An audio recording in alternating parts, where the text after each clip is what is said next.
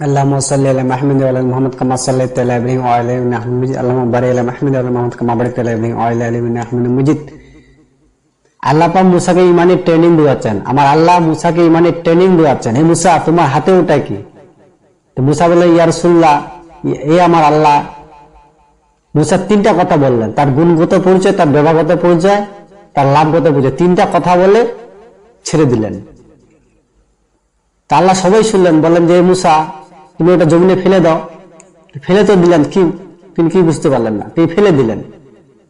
ফেলে তো দিলেন, কি দেখলেন? সাপ দেখলেন।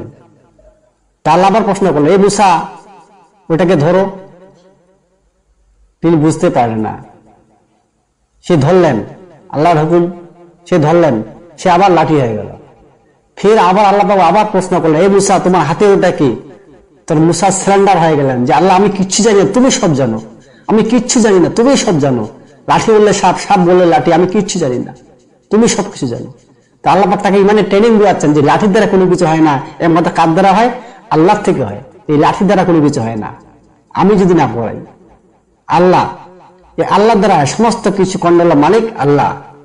আল্লাহ তাকে ইমানে ট্রেনিং দিয়েছেন। তখন সারেন্ডার হয়ে গেলেন, মুসা নবী সারেন্ডার হয়ে গেলেন যে আল্লাহ, আল্লাহ, আমি কিচ্ছু জানি না, সমস্ত তুমি জানো। লাঠি বললে সাপ, সাপ বললে লাঠি, আমি কিচ্ছু জানি না।